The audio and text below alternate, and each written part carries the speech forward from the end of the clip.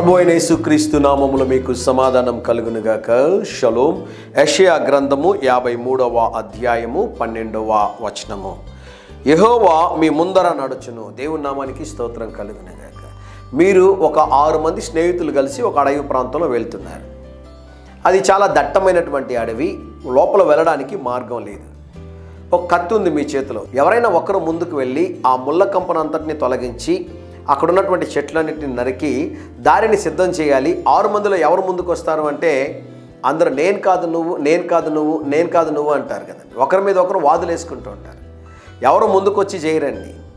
ఎవరో ఒకరు ఇంకా మంచివారు ఎవరైనా ఉన్నారంటే సరే నేను ముందు వెళ్తానని చెప్పి ఆ కత్తి తీసుకొని వారు ఆ అడవిలో ఆ ముళ్ళునన్నింటినీ నరికి ఆ దారి అంతటిని శుభ్రం చేసి మనల్ని వెనకాల నడవడానికి అవకాశం కలిగిస్తూ ఉంటారు. ముందు ఏ వ్యక్తి అయితే కర్రలు ఇవన్నిటిని నరికి అక్కడున్న కంపలన్నింటినీ తొలగించి ఆ చెట్లన్నింటినీ నరికి దారిని తయారు చేస్తాడో ఆ వ్యక్తికి ఏం కలుగుతుందో తెలుసానండి? చాలా ముళ్ళు గుచ్చుకుంటాయి, చాలా సమస్యలు కలుగుతాయి, ఇబ్బందులు కలుగుతాయండి. రక్తం వస్తుంది, గాయం అవుతుంది, సడన్గా పడిపోయే సందర్భం ఏర్పడుతుంది. కానీ వాటన్నిటిని భరించి ఆ వ్యక్తి ముందు వెళ్తాడు అన్నమాట. కనుక ఆ ముందు వెళ్ళేటటువంటి పని కొరకు ఎవరు సంసిద్ధంగా ఉండరండి. మన దేవుడు ఎటువంటి వారు అంటే ఈ ఉదయకాల సమయంలో దేవుడు నీకు ఇస్తున్న శ్రేష్టమైన వాగ్దానము, నేను నీకు ముందుగా పోతాను, భయపడొద్దు, నేను నీకు ముందుగా పోవచ్చు, మెట్టగా ఉన్న స్థలములన్నింటినీ సరాలము చేయుదును అంటాడు. దేవుని నామానికి స్తోత్రం కలుగునుగాక. మీరు వెళ్ళే మార్గాన్ని దేవుని పాద సన్నిధిలో ఉంచి, ప్రభువా మీరు ముందు వెళ్ళండి, నేను వెనకాల వెళ్తానంటే ముళ్ళు నీ మీద పడవండి. మీరు మార్గం సరిచేయాల్సిన అవసరం మీరు లేదండి. మీరు శ్రమ పడాల్సిన అవసరం లేదండి. మీరు చెమట గార్చాల్సినటువంటి అవసరం లేదండి.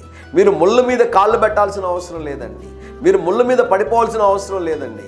ప్రభు మీ కొరకు అన్నింటినీ భరించి ప్రభు మీ కొరకు ముందుగా వెళ్ళి మార్గము సిద్ధపరుస్తారని దేవుని సేవకుడిగా తెలియజేస్తున్నాను. దేవుడు నీకు ముందుగా పోవబోతున్నాడు. మీరు చేయాల్సిన కార్యం అంతా ఏంటో తెలుసా? ఒకటే ఒక పని చేయాలి. మీరు ప్రభువా మీరు ముందు వెళ్ళండి, నేను మీ వెనకాల వస్తాను. దేవుడు ముందు వెళ్ళాడు అనుకోండి, అది ఎటువంటి రోడ్డు వేస్తాడో తెలుసానండి? అది బంగారు రోడ్డుని దేవుడు మన కొరకు ఏర్పాటు చేస్తాడండి. సువిశాలమైనటువంటి మార్గాన్ని దేవుడు మన కొరకు సిద్ధపరుస్తారని దేవుని సేవకుడిగా తెలియజేస్తున్నాడు. ధైర్యంగా ఈ దినాన్ని ఎదుర్కోండి. దేవుని సన్నిధి మీకు తోడుగా వచ్చిందిగాక. ప్రియ పరలోకపు తండ్రి, ఈ దినం మా ప్రియులు తలపెట్టుచున్న ప్రతి కార్యములో జయమును అనుగ్రహించమని యేసు నామములో ప్రార్థిస్తున్నాము తండ్రి. Amen, amen.